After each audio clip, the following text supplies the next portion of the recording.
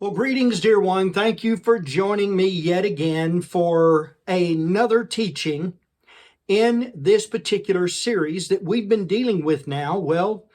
For the last several months, we are now entering into message number 5. We have been in this series entitled Biblical Restoration and Human Wholeness. And hopefully, this particular series is helping you and blessing you. I'm trusting that this number 5 message is going to really begin to sum some things up in our teaching. Today, we're going to be dealing with the subject of wholeness and human gender. Now, I know we don't talk a lot about this, but this, I believe, is so imperative, not only for this particular series that I've been dealing with now, but it is imperative because of what we're seeing going on, not here just in the United States, but the world as well. What is all of this confusion about gender? What is happening to the world? What is going on with all of these individuals who think they're lesbian or gay or bisexual or transsexual or queer or all of these various terms now that they're using? There are so many I can't even begin to mention them all. Well, there is a ordered, intelligent, designed plot against humanity, dear one. And today we're going to tackle it. We're going to get right into it here, and we're going to deal with this particular subject and lay it out scripturally as to how we should understand human gender and how we can begin to turn this thing around. I'm Ray Vinson, and this is E-Strategy. Stay tuned. Welcome to another teaching by Dr. Ray Vinson. Ray is a friend, mentor, and solution strategist for spiritual leadership. Now here's Dr. Vinson. Hey, welcome back, everyone. Thank you for joining me. We are yet again moving into our 5th series entitled Wholeness and Human Gender. We've been dealing with the subject now for the last several months, biblical restoration and human wholeness. We've been talking about why it is so important that God's big picture in his kingdom for his planet, for his creation, is to become whole. Why? Because remember, God is one.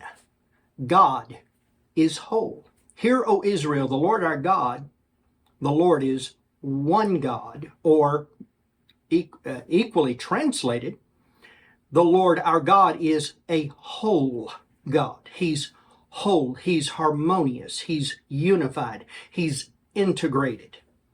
And what God wants for you and I is first and foremost to be integrated into him, and then be integrated into ourselves, spirit, soul, and body, and then become integrated with others, where we become one whole with the human race, with all of nature, summing everything up in Christ, all of creation. That is the purpose of which we are attempting in these particular messages to try to communicate to you.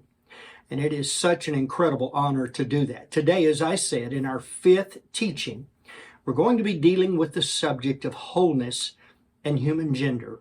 I know if you are breathing and had some sense of awakeness and awareness of what's going on in the world, you're fully aware of the attack on gender. You know, we never thought that we would see something like this. All the various types of sexuality and gender transition and all of these various things. These are not accident. Are they diabolical? Yes. Are they demonic? Yes. But just as importantly, they are by demonic design in the earth. And they are working through various levels of systems in the earth to really push that agenda.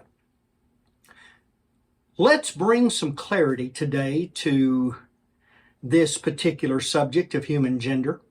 And let's begin to really communicate God's heart regarding this particular subject. It's very, very important, not only for the sake of its clarity, but it's so deeply important for the sake of the very thing that we have been discussing, wholeness.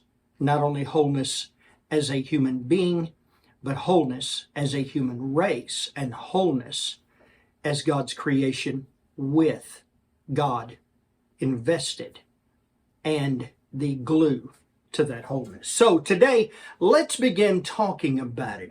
As we have been dealing with the subject of the foundations being destroyed, I want to reiterate once again in Psalm 11, verse 3. David pens these words. He says, if the foundations be destroyed, what will the righteous do? Lamentations chapter 5, verses 1 through 14, gives us the consequences of shaken foundations. I won't take time to read it today. I'm going to ask you to take your device or your Bible, go back, take a look at it, and read it, and you'll see exactly where we are in our history and where we are in our current state of events today when it comes to all of the things that Jeremiah speaks about in the book of Lamentations, specifically chapter 5. And as we begin to deal with the subject, if the foundations be destroyed, what will the righteous do? We have to consider, yes, this particular issue of gender. Ladies and gentlemen, gender is a foundation. It is what we call sovereign foundations. Dr. Clinton literally came up with this particular phrase in his leadership book. And with that said, he talked about the sovereign foundations and what the various forms of those are. Gender is one. One thing you and I don't get to choose that God is sovereign over when he places us in the earth is whether we're going to be born a boy or a girl, a male or a female. Another sovereign foundation is where you're born. You didn't get to choose where you were born. You didn't get to choose what race you were born into. And frankly, I'm using that word kind of tongue-in-cheek because I only believe in one race, and that's the human race.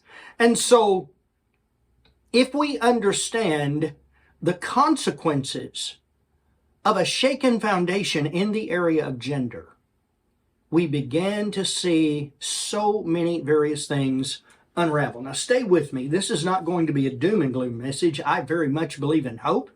I believe in faith, and I believe God has our answer for you and I. Look at the attack on gender, feminism. Feminism began probably as a somewhat healthy movement back in the 70s. There were things women needed to be recognized for. They needed to be honored for who they were. Women are incredible. Actually, I love women. I have to say that because I love my mama. And my mama was a woman, and she taught me how to love and appreciate women. And don't take that too far in how I said that. But I think you understand the context in which I am giving it. Today we have the LGBTQ system. That's what I call it.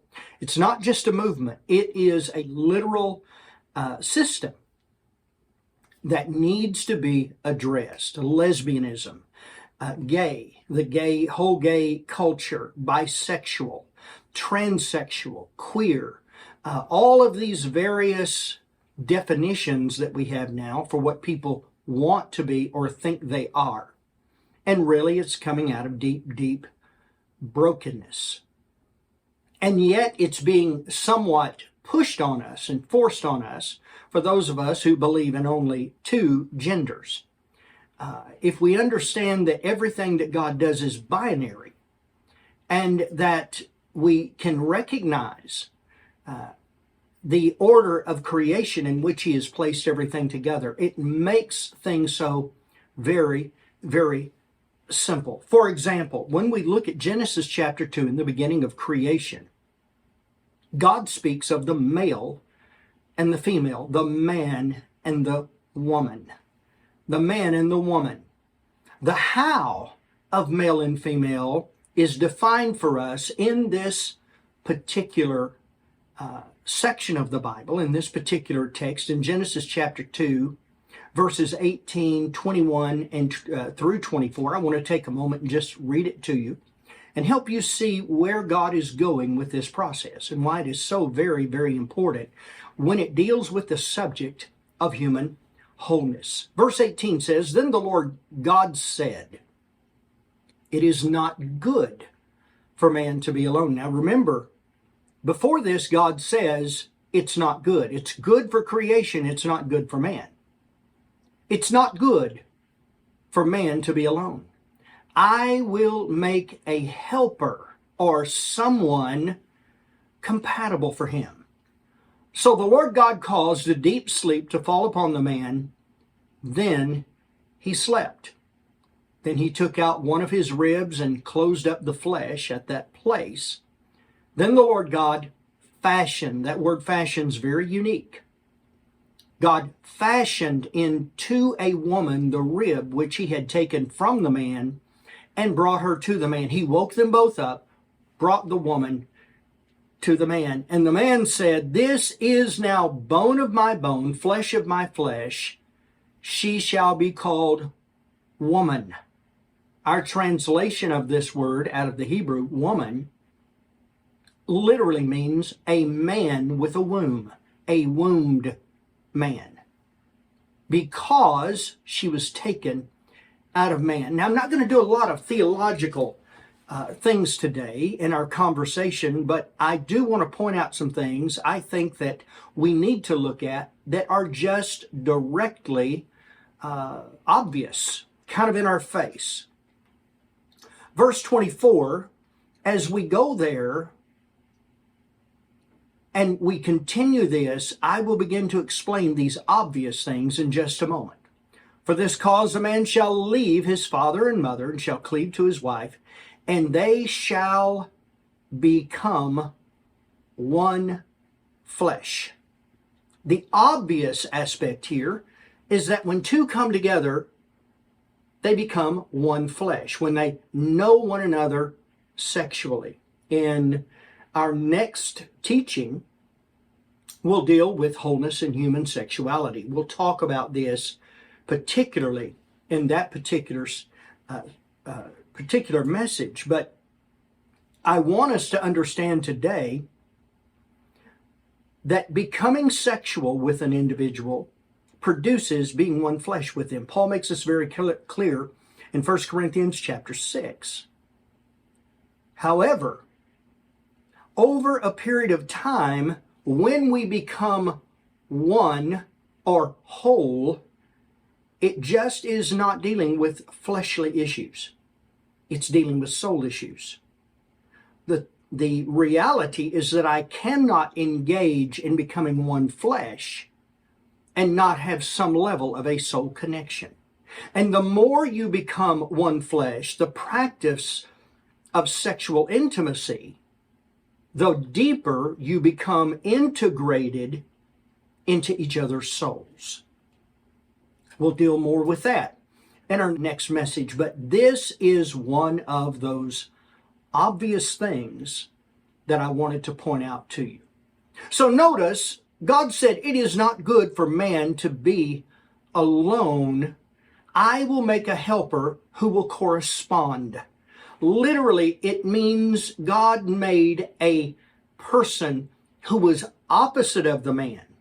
In the Hebrew, it can literally be translated that she was made to be against the man. That's why men look at women and say, a woman is a mystery. We can't figure a woman out. Why? Because she is our opposite. She's our against. It seems like many times in our conversations and trying to become whole or one with one another between a male and a female, a man and a woman, it seems like we're so far apart. We don't agree on much. A man sees a thing one way, a woman sees that same thing very differently. That is not a negative, ladies and gentlemen. That is very much a positive, because when the two come together and begin to work with one another harmoniously, what we discover is an extreme power, a synergy that becomes spiritual. And as we notice this, we recognize the power of God working through the process and in the process of the wholeness of man. So what happened? Let's just reiterate once again, go back and look at our passages. Man is put to sleep. A woman comes out. Listen to this. Please hear my heart. A woman does not come out of man's effort. A woman comes out of a man's rest. A woman comes out of a man's rest. Now, I'm trying to be very careful as I share this with you, because I don't want to go off on a rabbit trail and deal with something that is a by issue rather than our primary issue of what we want to talk about when we deal with wholeness and human gender. But I want you to think about that a little bit, because we'll really develop this in the very next message. A woman comes out of a man's rest, not his effort. In other words, a man does not produce a woman. He does not create the woman. God creates the woman. And if a man learns how to rest in who he is, the woman who's joined herself to him will learn how to rest in who she is. The problem that we have today, the challenge that we're facing today, ladies and gentlemen, is that men don't know who they are, and most women don't know who they are. They have allowed themselves to be labeled by the world system. The woman is formed out of man. Man is put to sleep. The woman that is formed out of man. And then we discover that the feminine gender is the inside out of the male gender. Think about it. Everything about a male is external. I'm talking about the way a man thinks, the way he views things, and how it corresponds with him physically. You know about the innie and the outie of a belly button. Most of us do. Well, think about it in anatomy for a man and a woman. A man is external in his anatomy. He's external in his views. He's external in the way he sees things. Women are internal in their anatomy, in their biology for reproduction. I'm trying to be as careful as I can here as I communicate these terms.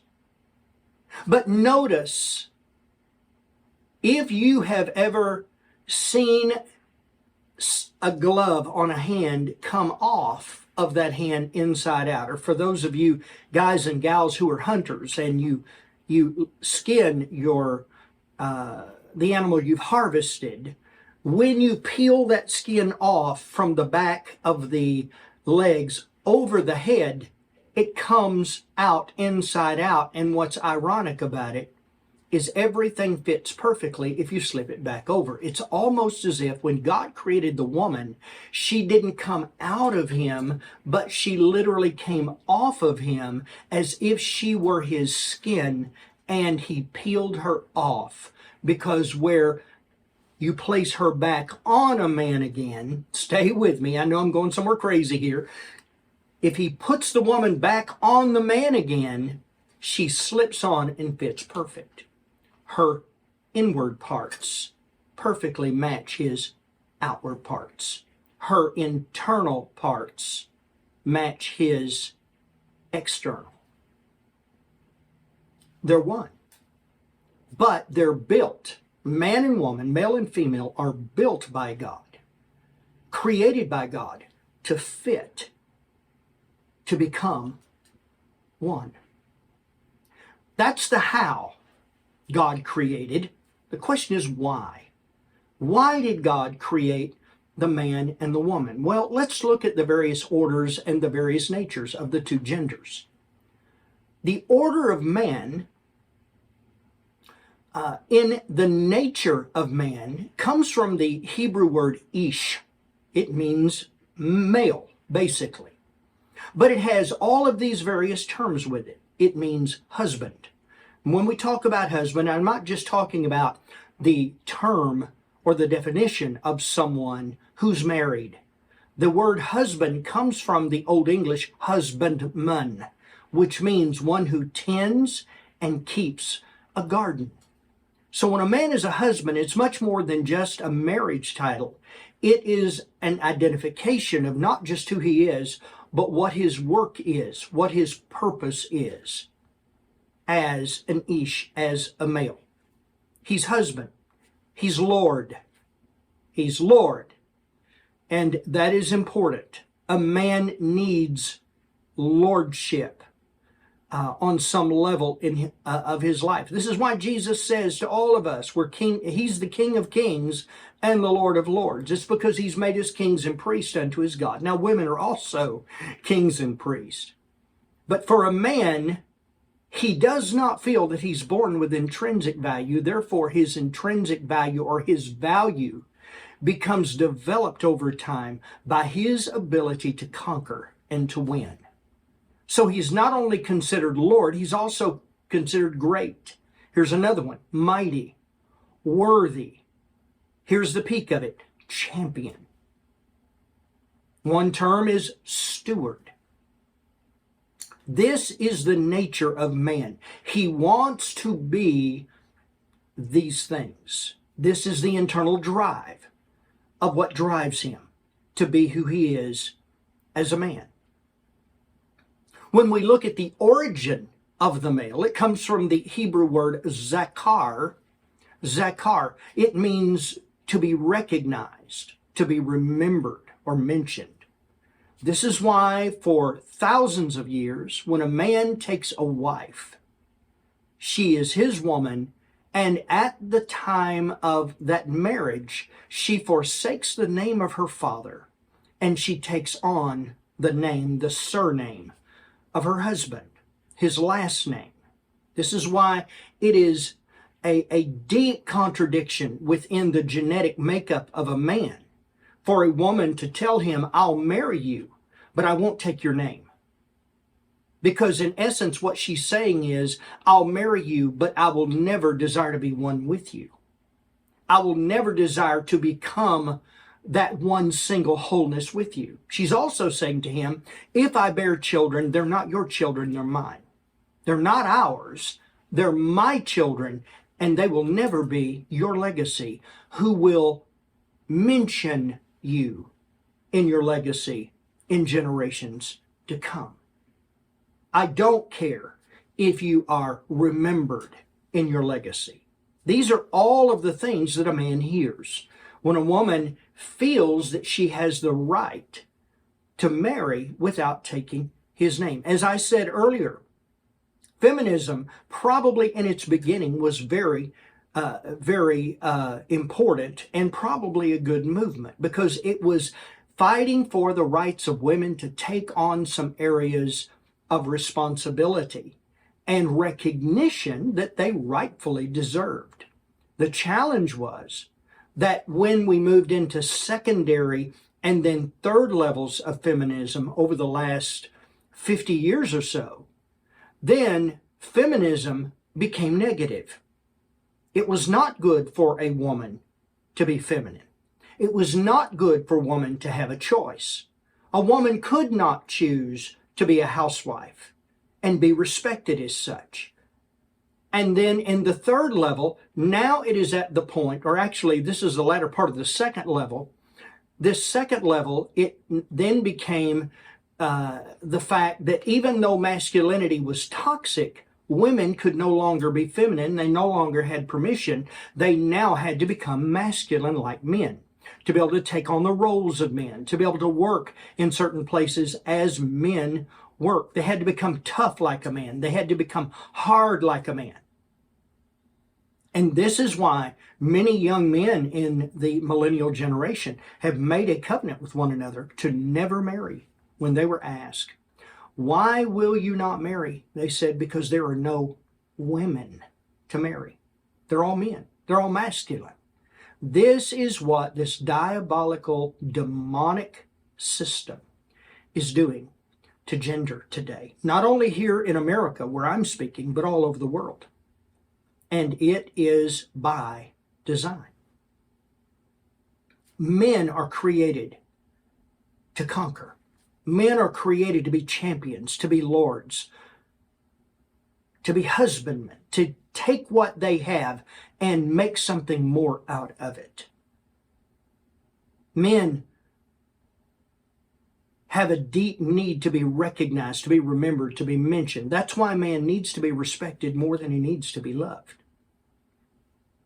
Let's look at for a moment, the order of woman. What is the nature of woman? Well, the nature of woman comes from the Hebrew word neged. It means literally to stand opposite. Remember, she was created to be against the man, not against him in the sense of warfare, but to be against him in the sense to balance him out. For example, think about it. If you take your fist, you can move it like this. It's pretty balanced. But when you put something against it and push, now look how solid and smooth it is. This is what the woman was for. She is, here's a good term, I believe. She is the counterweight of the man. She's the counterweight. She's the counterbalance of the male. She's absolutely necessary for the man to be whole. To be whole. Now, are there some people called to be celibate? Of course, sure, there are. But for the vast majority of us, we need that counterbalance. She is to stand opposite, the neged. She's literally to surround the man with aid from the opposite position. We use this term and we hear it biblically many times. Woman, submit yourself to your own husbands. Notice it doesn't say, woman, submit yourself to every man. This is not what it says. It says, wife, submit yourself to your own husband. Why? Because you're making him balanced. What does the word submit mean? It does not mean that you are a doormat to be walked on, to have your man's feet wiped on. The word submit is a powerful word. It literally means to come under, hupo, and render aid, tasso. Hupo, tasso in the Greek. To come under one and literally support, to support them so that they don't fall. It's a powerful, powerful word. This is why Paul tells us in Ephesians 5, to the husband and wife first, before he tells the wife, submit yourselves to your own husbands. He says, wives and husbands, submit yourselves to one another in the love of Christ. So this particular position is a powerful counterbalance position that is absolutely necessary. The woman is to help complete the man without becoming, here it is, like the man. She is to complete him with her opposite nature. What is her nature? Well, her nature is a domestic nature. Now let's look at the origin of female.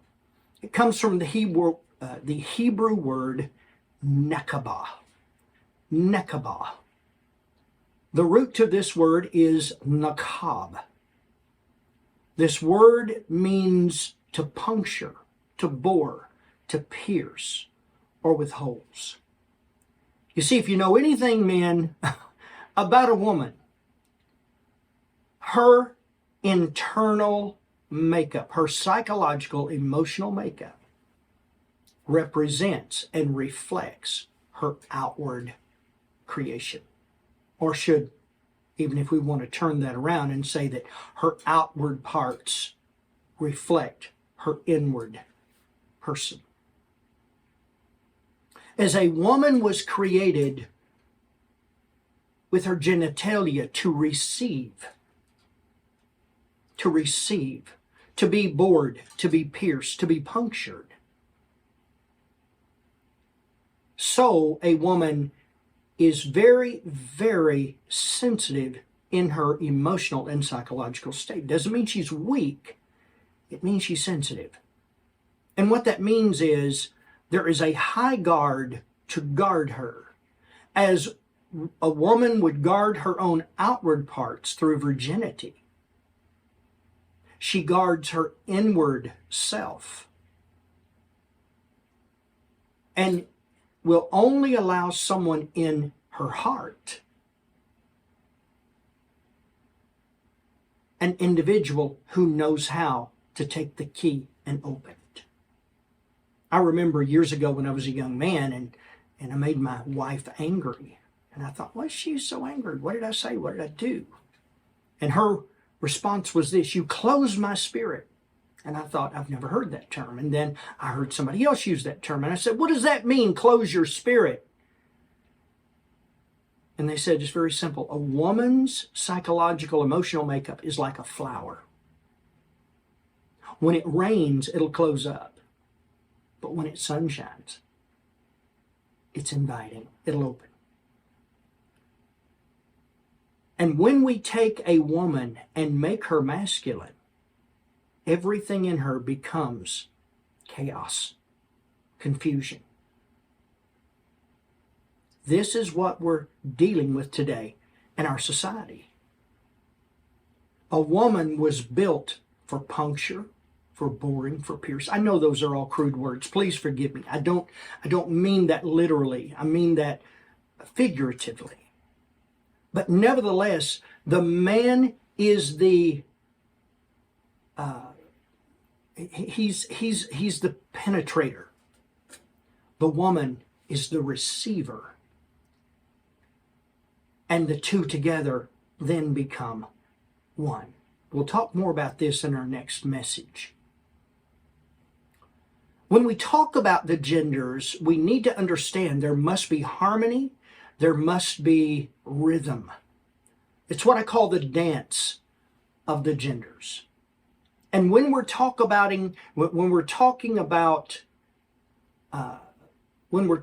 about these various areas of this dance, we must understand that only opposites can flow together properly.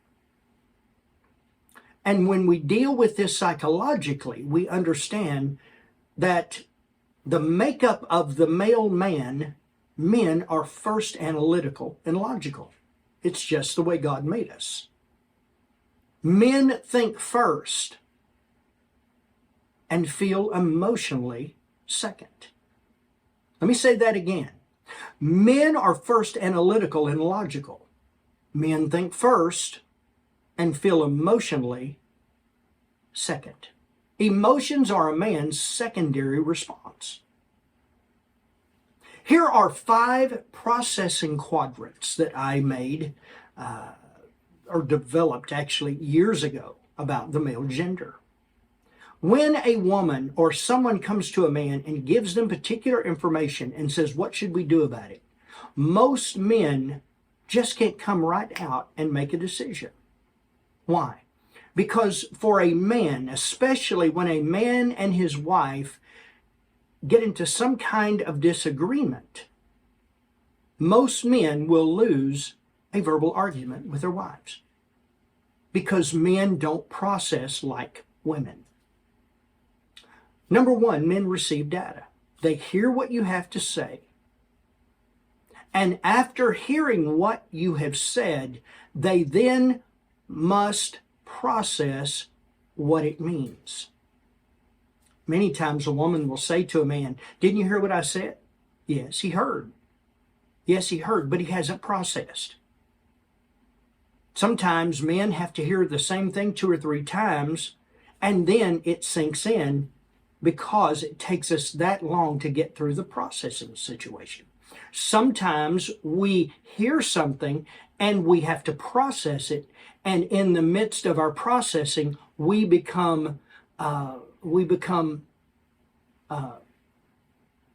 disconnected, if you will, from that process because of something else that takes our attention, and we discover that in the process we forget how to process what we were talking about and what we were thinking about with our wives, and then we have to be reminded to go back through the process system again. So men receive data, and then men process what it means. Okay, I've heard the information. What does this information mean? And then men, once they have determined what they believe it means, they then move into the third quadrant of processing, and then the man asks, what do I think about it? What do I believe about it? And when they have determined what they believe or what they think about, the communication they've had with their wife, from the data they've received, and through the processing of what they believe it means, then men move through the fourth quadrant into asking themselves, okay, I know what it means. How do I feel about it? Now men are moving into the world of women. How do I feel about it? And once they have determined what they think about it, which then automatically defines how they feel about it, then in the fifth quadrant, the man gives a response. A man gives the response. You see, women are very different than men. Women are first emotional. Women feel first, and then secondarily, they think. Someone says this is a weakness. It is not a weakness. It is a pairing. It is a pairing. Remember, when the woman was taken out of man, she was taken out of man, pulled inside out. So she's going to be the opposite. Someone said to me, we were having a conversation the other day, and they said, we believe this artificial intelligence thing is really going to come on, and robots will be as well, as smart, as intelligent as human beings. And my response was, it'll never happen. Now, I'm not denying the fact that artificial intelligence is not a real scenario. But what I am saying is this: it is impossible for a robot to ever be able to make the types of decisions that humans make, because it cannot feel. Our decisions, all decisions, must be binary.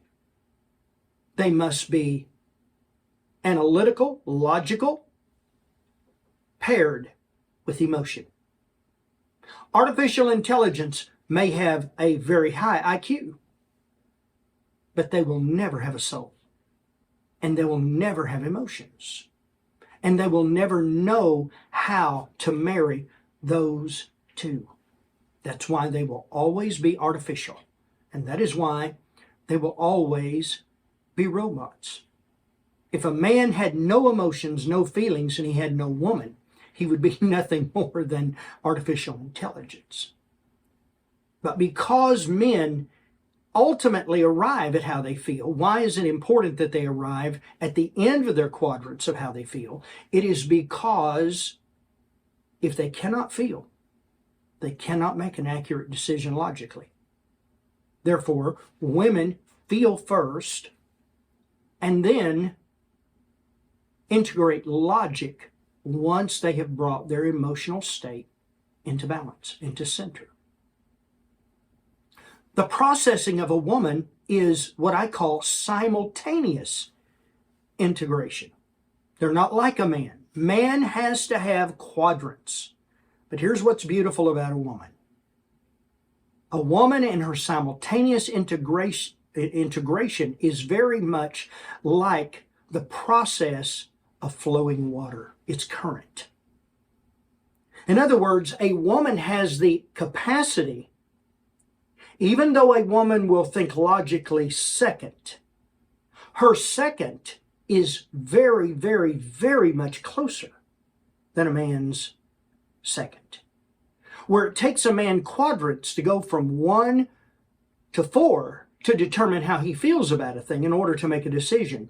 It's as if a woman can take her emotions once they're in check and her logic, and they can almost work simultaneously, flowing together like water. That is why I said a man cannot, usually does not, unless he has been trained in the art of communication very well, how a man cannot win a verbal fight with his wife. Why? Because the woman is fluid in her communication, in her logic, in her emotions. Men have to go through the quadrants of what is the data? What does it mean?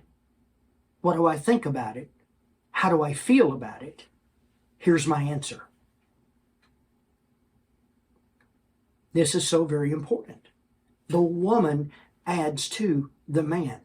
The man is the foundation.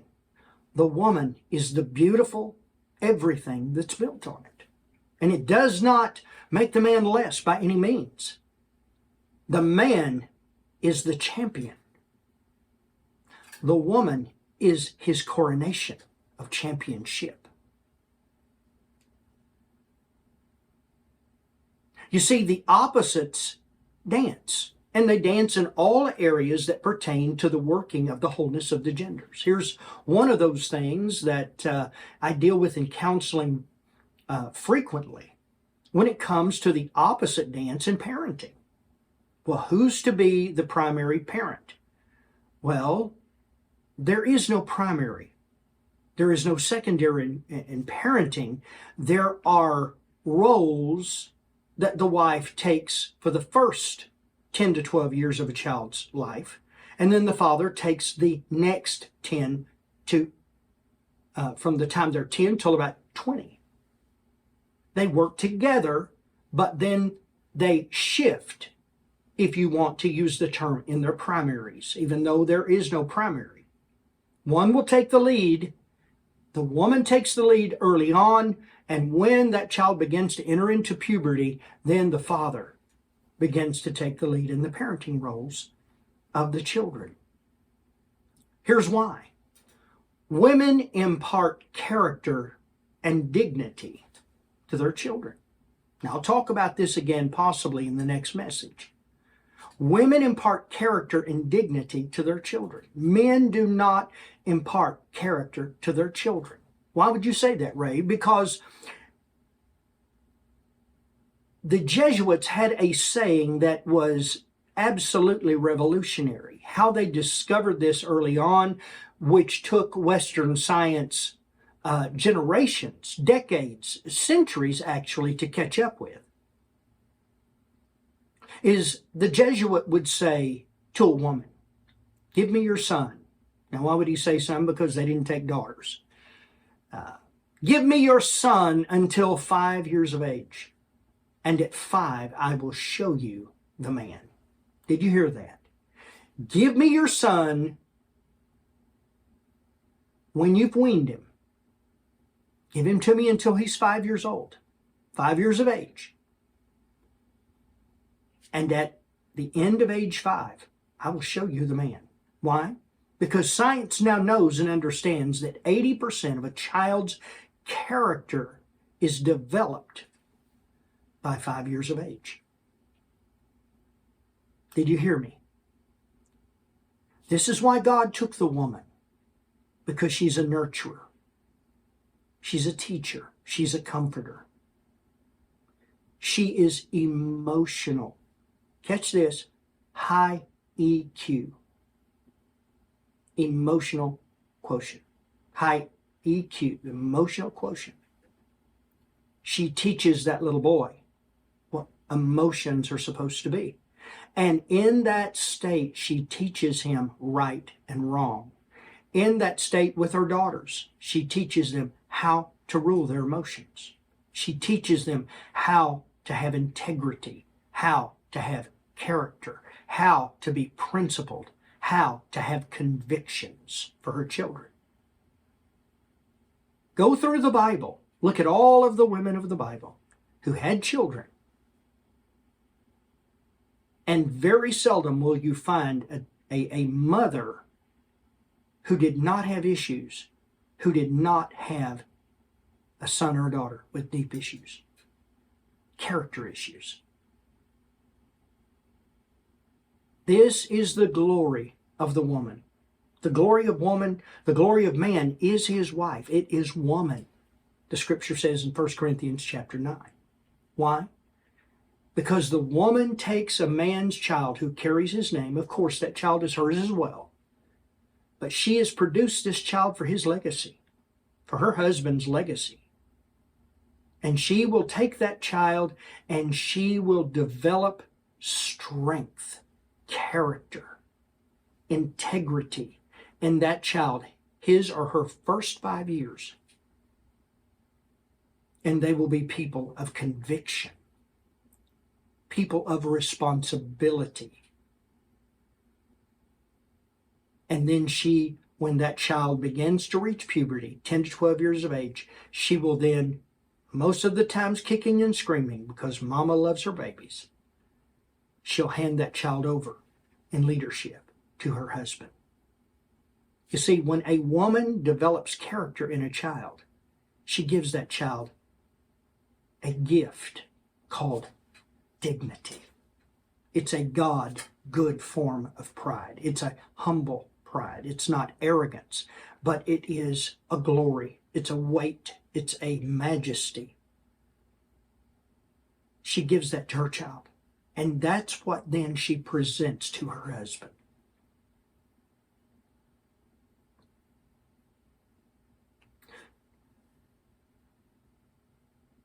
What does the husband do with that child?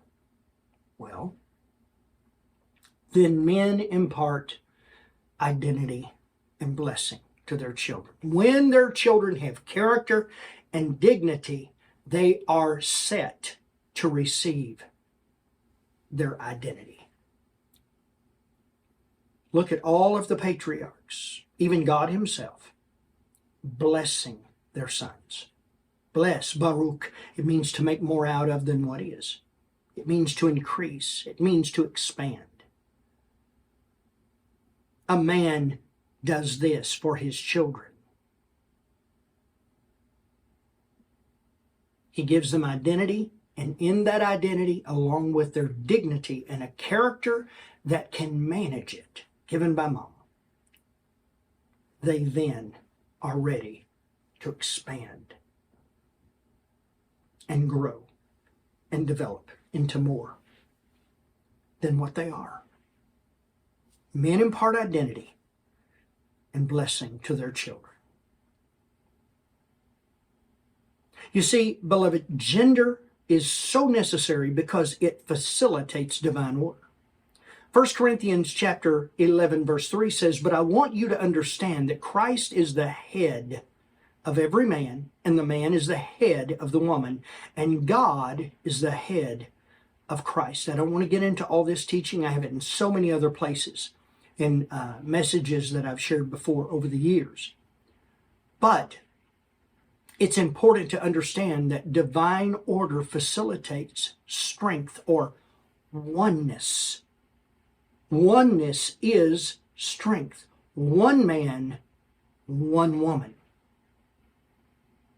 And then we discover that strength then facilitates what has been placed into that individual by their mother, dignity, out of character. And 1 Corinthians chapter 11, verse 7 makes it very clear to us. For man is the glory of God, and the woman is the glory of man. You see, God gives blessing and God gives identity.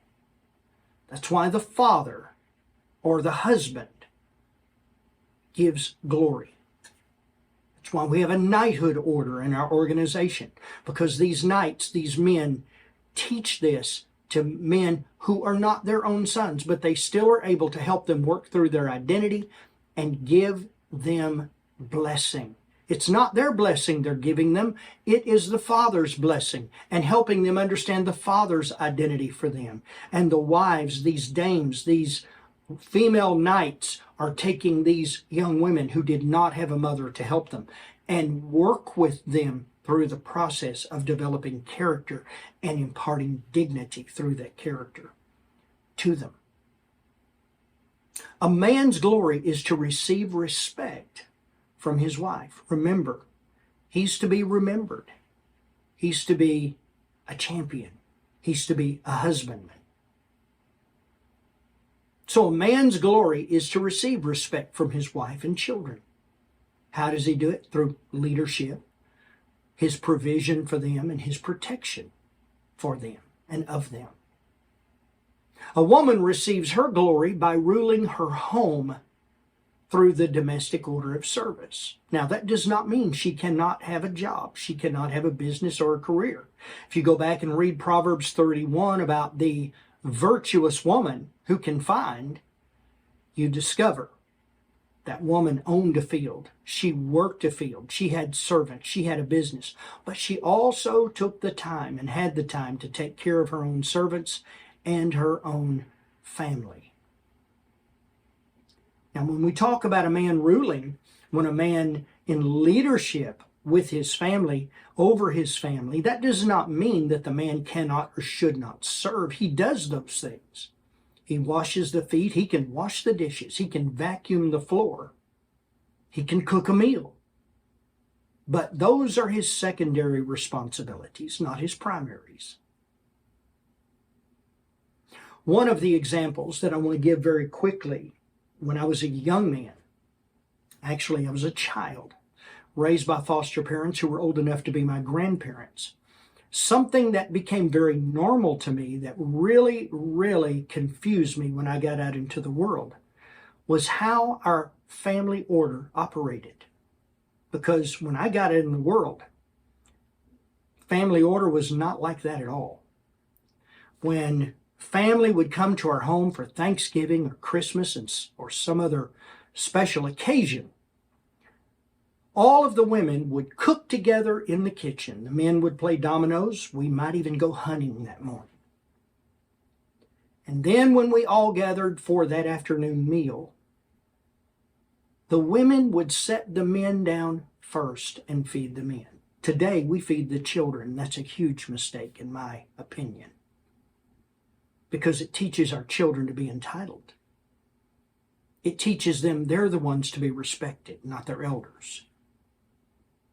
They would take those men, those women in that day, and they would set them down and they would feed those men first and wait on them like they were royalty. Then the women would take the children and feed them at the same table when the men had finished. And then last of all, when the children were full, the women would all sit down together around the table and eat together, have fellowship. As I began to see this, how the world was very different in its order, I went to my mom and I said, why? Why did you do this?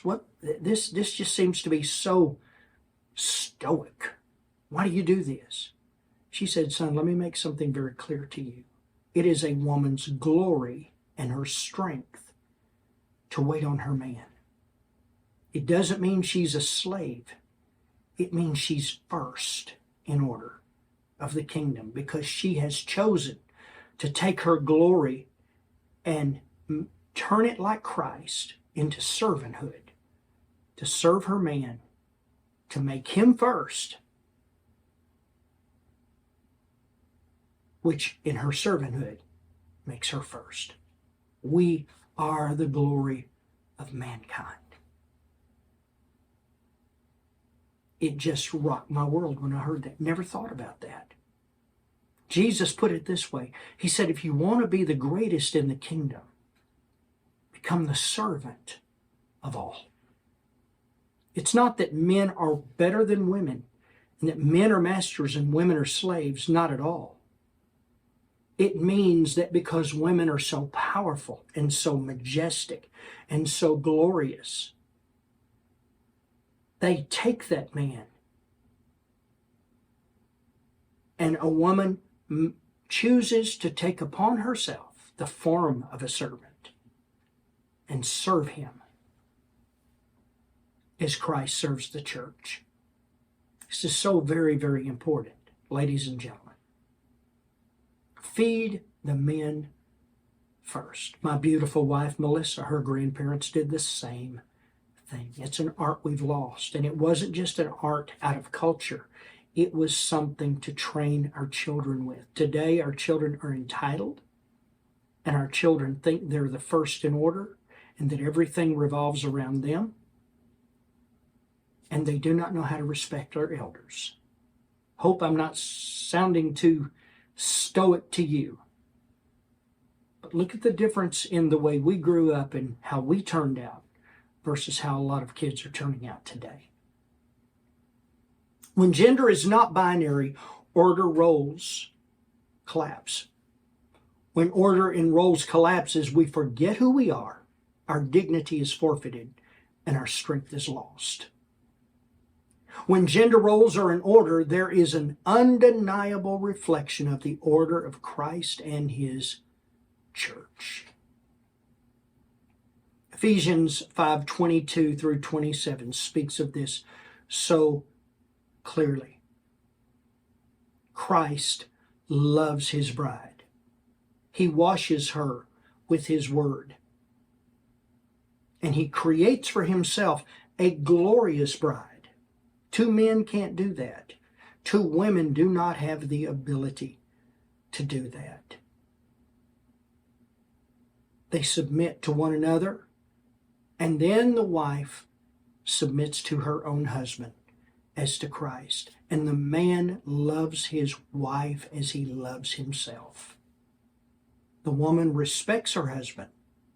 Why? Because the man loves her as Christ loves the church.